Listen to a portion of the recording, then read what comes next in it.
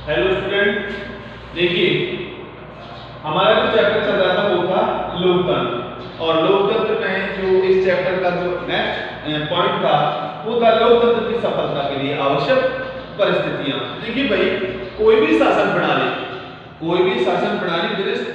विशिष्ट परिस्थितियों में ही सफलतापूर्वक कार्य कर सकती है।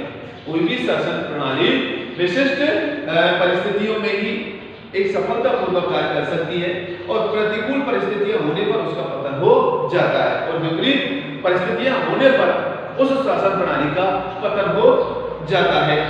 यह बात लोकतांत्रिक शासन प्रणाली के बारे में भी सत्य है। यही बात अगर हम बात करें लोकतांत्रिक शासन प्रणाली की तो उसके बारे में भी यह सत्य साबित होती है। प्रथम विश्व युद्ध के बाद यूरोप के अनेक राज्यों में लोकतंत्र की स्थापना की गई।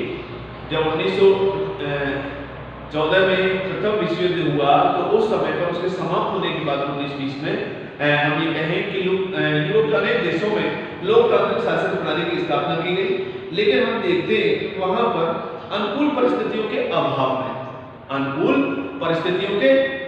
में लोकतांत्रिक शासन प्रणाली असफल हो गई और इसका स्थान अधिनायकवाद ने ले लिया। और वहां पर उस प्रथम विश्व युद्ध के बाद में उन विषम परिस्थितियों के कारण वो लोकतांत्रिक शासन प्रणाली समाप्त हो गई और वहां पर अधिनायकवाद शासन प्रणाली स्थापित हो गई। वर्तमान एशिया, अफ्रीका व लैटिन अमेरिका महाद्वीपों में अनेक देशों में लोकतंत्र शासन का पतन हुआ है क्योंकि इन देशों में लोकतंत्र की सफलता के लिए आवश्यक शर्तों या परिस्थितियों का अभाव रहा है। विद्वानों का मत है कि निम्नलिखित परिस्थितियां लोकतंत्र के सफल संचालन में सहायक हो सकती हैं। कि निम्नलिखित जो परिस्थितियां हैं वो लोकतंत्र के संचालन में सफल सहायक हो सकती है। और पहली आती है शांति तथा व्यवस्था। शांति तथा व्यवस्था। शांति तथा व्यवस्था। देखिए भाई, लोकतंत्र की सफलता के लिए जरूरी है कि देश में आंतरिक व्यवस्था सामान्य हो।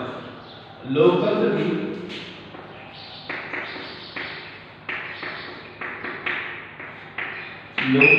सफलता के लिए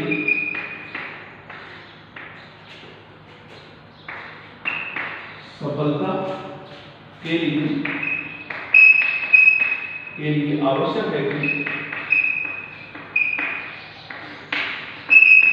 लोकतंत्र की सफलता के लिए आवश्यक है कि देश में आंतरिक व्यवस्था सामान्य हो। देश में आंतरिक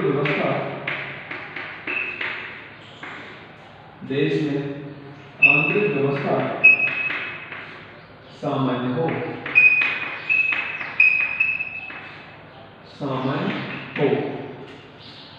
आवश्यक है कि देश में आंतरिक व्यवस्था सामान्य हो और युद्ध या बाहरी आक्रमण का भय नहीं हो और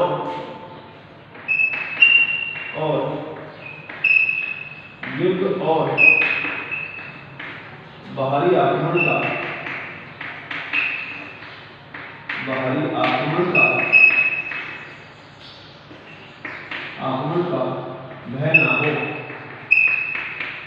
भय ना हो। युद्ध व बाहरी आक्रमण का भय ना हो। ऐसी स्थिति में सत्ता का विकेंद्रीकरण बना रहता है। ऐसी स्थिति में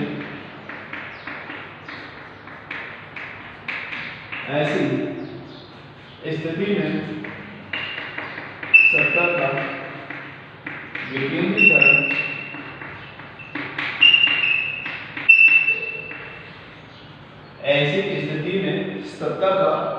विकेंद्रीकरण बना रहता है।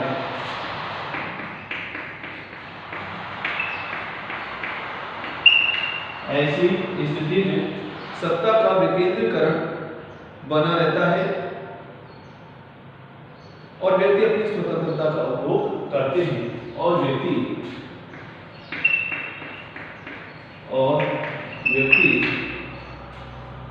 अपनी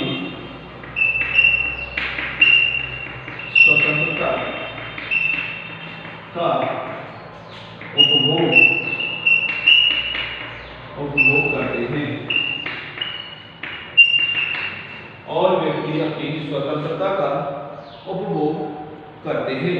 किंतु जब देश में राजनीतिक स्थिरता व व्यवस्था को चुनौती देने वाले किंतु जब देश में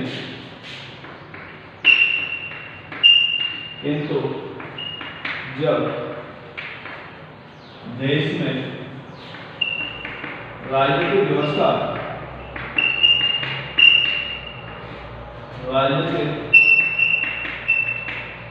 व्यवस्था किंतु जब देश में राजनीतिक व्यवस्था स्थिरता व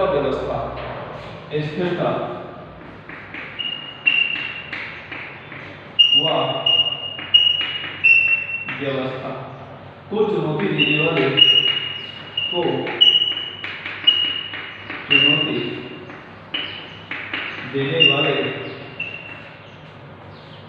व्यवस्था को चुनौती देने वाले आंदोलन चलते हैं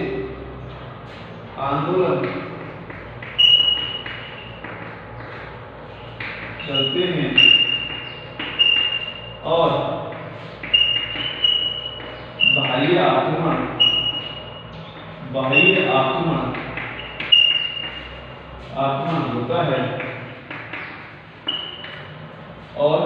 बाह्य आक्रमण होता है तो सरकार राष्ट्र की अखंडता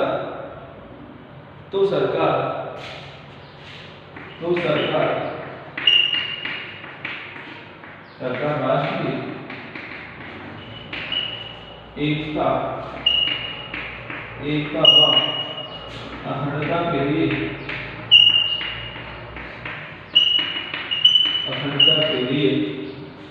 तो सरकार राष्ट्र की एकता व अखंडता के लिए शक्ति का केंद्रीकरण करती है, सत्ता का केंद्रीकरण करती है,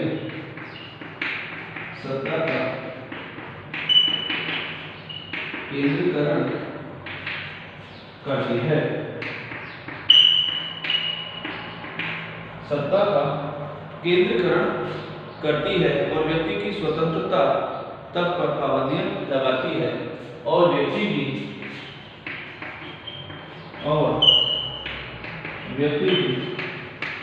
स्वतंत्रता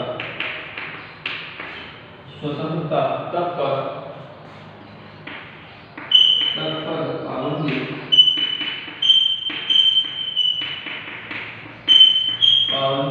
लगाती है और व्यक्ति की स्वतंत्रता तक पर पाबंदी लगाती है।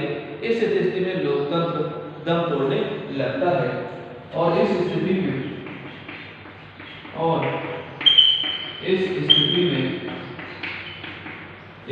लोकतंत्र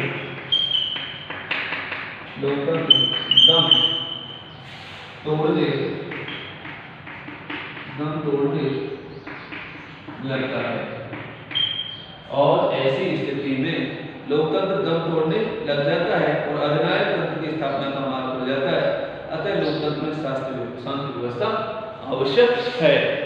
देखिए भाई, पहला जो पॉइंट है हमारा वो है लोकतंत्र की सफलता के लिए आवश्यक परिस्थितियां, कि लोकतंत्र की सफलता के लिए कौन कौन सी ऐसी आवश्यक परिस्थितियां हैं जिससे लोकतंत्र सफल होता है। सबसे पहले है शांति तथा व्यवस्था। लोकतंत्र की सफलता के लिए आवश्यक है देश में आंतरिक व्यवस्था सामान्य हो। देश में लोकतंत्र की सफलता के लिए आवश्यक है कि देश में आंतरिक व्यवस्था सामान्य हो। जो देश की जो आंतरिक व्यवस्था है, आंतरिक देखरेख है, आंतरिक कलह नहीं होना चाहिए। देश में देश के आंतरिक भाग में शांति होनी चाहिए। तो कहने का मतलब आंतरिक व्यवस्था सामान्य होनी चाहिए और युद्ध और बाह्य आक्रमण का भय न हो और देश को दूसरे देशों से या पड़ोसी मुल्कों से आक्रमण का कोई भय नहीं होना चाहिए। ऐसी स्थिति में सत्ता का विकेंद्रीकरण बना रहता है कि सत्ता की शक्तियां बटी रहती हैं। लेकिन बात करते हैं कि और हम ये बात करते हैं और व्यक्ति अपनी स्वतंत्रता का उपभोग करते हैं और ऐसी स्थिति में प्रत्येक व्यक्ति को स्वतंत्रता से जीने का अधिकार प्राप्त होता है। किंतु जब देश में राजनीतिक स्थिरता व व्यवस्था को चुनौती देने वाले स्थिरता व व्यवस्था को चुनौती देने वाले आंदोलन चलते हैं। जब हमें कह सकते हैं लोकतंत्र में किसी भी जनता अपनी मांगों को पूरा करने के लिए आंदोलन करती है, और यह फिर हम कह सकते हैं कि किसी बाह्य आक्रमण का हमें भय रहता है। जब हमें बाह्य आक्रमण का भय रहता है तो सरकार राष्ट्र की एकता व अखंडता के लिए सत्ता को केंद्रित कर देती है। तो सरकार ऐसे में राष्ट्र की एकता व अखंडता को बचाने के लिए सत्ता पर केंद्रित करती है और व्यक्ति की स्वतंत्रता तब पर पाबंदी लगा देती है। ऐसी स्थिति में व्यक्ति की स्वतंत्रता पर पाबंदी लग जाती है और इस स्थिति में लोकतंत्र दम तोड़ने लगता है और यहाँ अधिनायकवाद की प्रवृत्ति बढ़ती चली जाती है। तो इसलिए हम कह सकते हैं कि लोकतंत्र की सफलता के लिए शांति तथा व्यवस्था का होना या शांति व्यवस्था का होना आवश्यक है।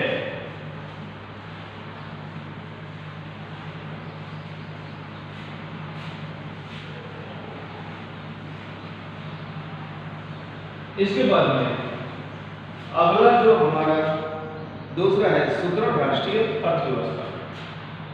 दूसरी परिस्थिति है सुदृढ़ राष्ट्रीय अर्थव्यवस्था। सुदृढ़ राष्ट्रीय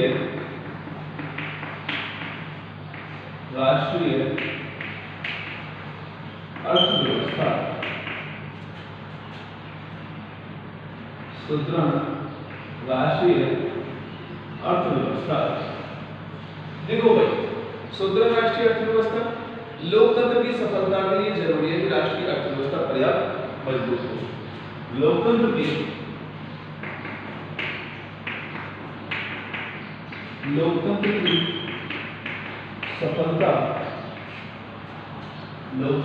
सफलता के लिए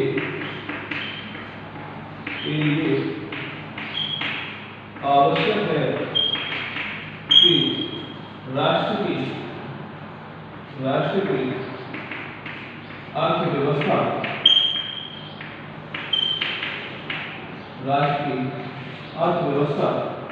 सुदृढ़ हो।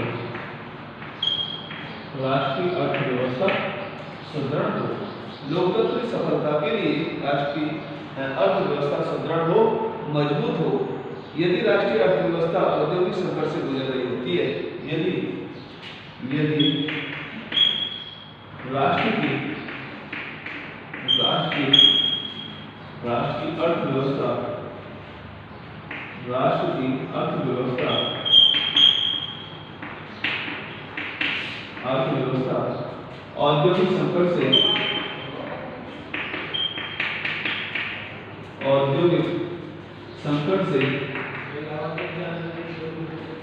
अर्थव्यवस्था औद्योगिक संकट से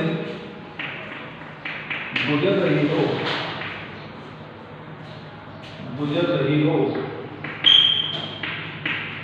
यदि राष्ट्र की अर्थव्यवस्था औद्योगिक संकट से गुजर रही हो तो लोकतांत्रिक व्यवस्था लटका जाती है।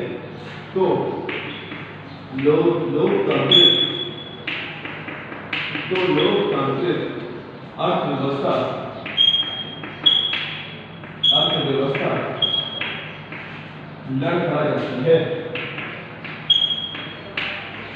लड़खड़ा जाती है। तो राष्ट्रीय लोकतांत्रिक अर्थव्यवस्था लड़खड़ा जाती है और तानाशाही की स्थापना होने लगती है और तानाशाही की स्थापना होने लगती है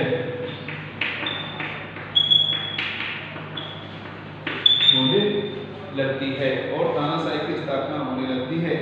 ऐसे देशों में लोकतंत्र का अंत हुआ है। प्रथम द्वितीय विश्व युद्ध के बाद प्रथम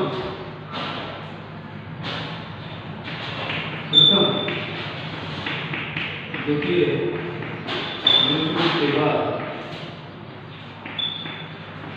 विश्व युद्ध के बाद प्रथम द्वितीय विश्व युद्ध के बाद पूर्वी यूरोप में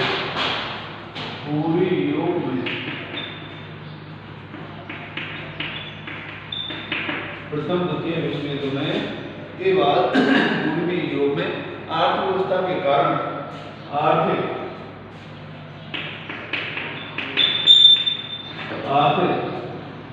व्यवस्था के कारण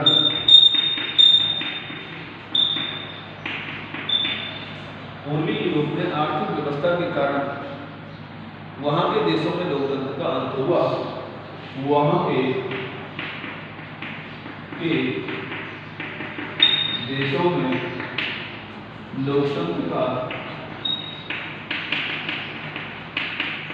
लोकतंत्र का अंत हुआ। वहां के देशों में लोकतंत्र का अंत हुआ और साम्यवादी शासन की स्थापना हुई और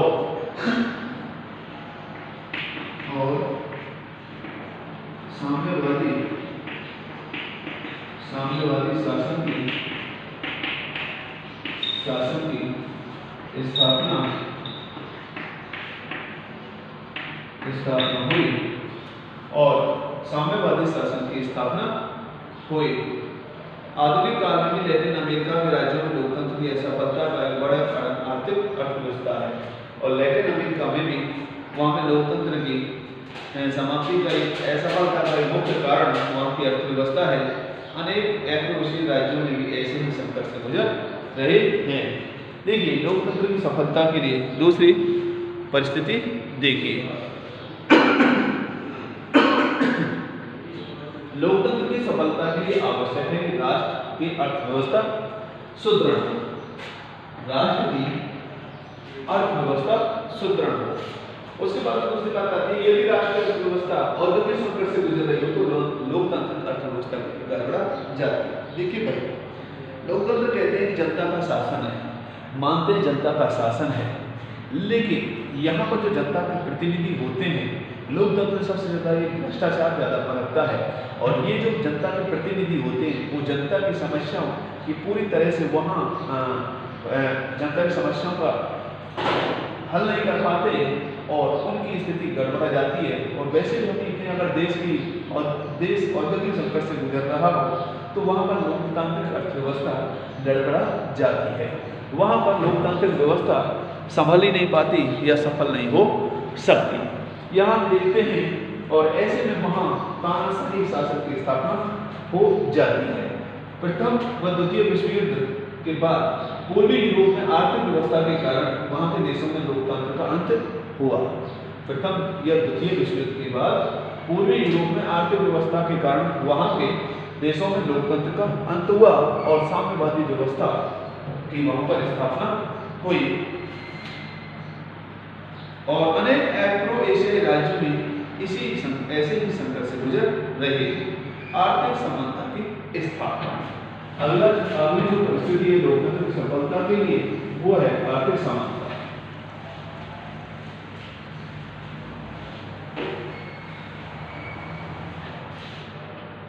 आर्थिक समानता की स्थापना,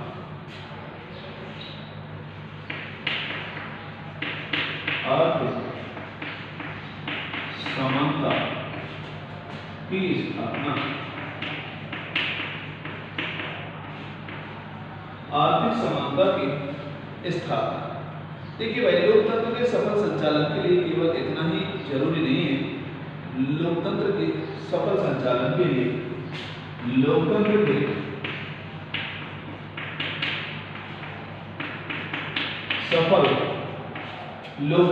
सफल संचालन के लिए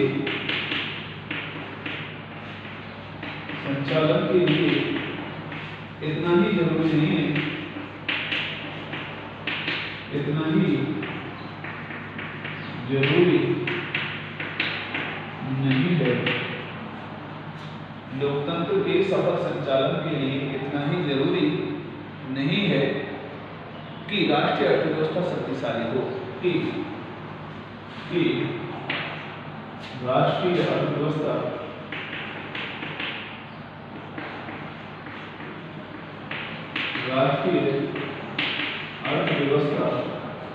शक्तिशाली हो,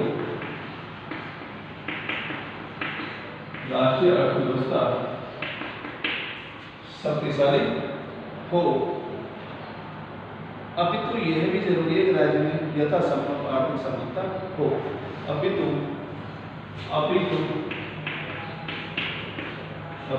यह भी आवश्यक है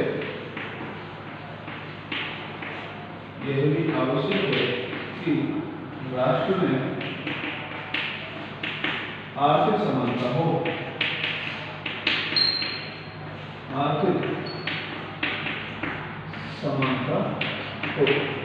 कि राष्ट्र में आर्थिक समानता हो, गरीबी व अमीरी के बीच चौड़ी खाई ना हो। गरीबी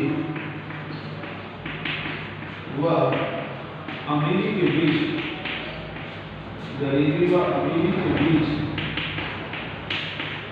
गहरी खाई ना हो।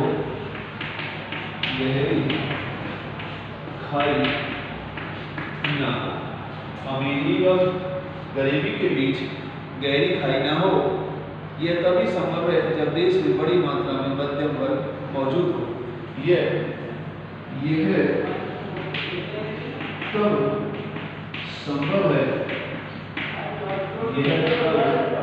संभव है जब देश में अत्यधिक मात्रा में अधिक संख्या में मध्यम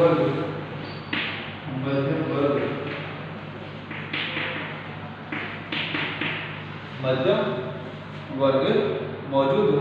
इस स्थिति में ही लोकतंत्र को कमजोर करने वाले वर्ग संघर्ष से बचा जा सकता है। देखिए भाई, अगली जो परिस्थिति है यहाँ पर लोकतंत्र की सफलता के लिए कि आर्थिक समानता की स्थापना। लोकतंत्र के सफल संचालन के लिए इतना ही जरूरी नहीं है कि भाई हमारी आर्थिक व्यवस्था मजबूत हो, आर्थिक व्यवस्था शक्तिशाली हो। ये भी जरूरी है कि राष्ट्र में आर्थिक समानता हो, सबको आर्थिक दृष्टि से सबको बराबर दर्जा दिया जाना चाहिए। अमीर गरीब के बीच में गहरी खाई ना हो, मध्यम वर्ग देश में ज्यादा अधिक होना चाहिए। तभी हम ये कह सकते हैं कि उस राष्ट्र में आर्थिक समानता की स्थापना की जा सकती है। सबको कमाने के लिए बराबर हथियार दिए जाने चाहिए, रोजगार के साधन उपलब्ध कराने जाने चाहिए, तब आर्थिक समानता की स्थापना कर सकते हैं। इसलिए हम ये कह सकते हैं कि लोकतंत्र की सफलता के लिए आवश्यक परिस्थितियों में एक नया जो पॉइंट है वो है आर्थिक समानता की स्थापना करना।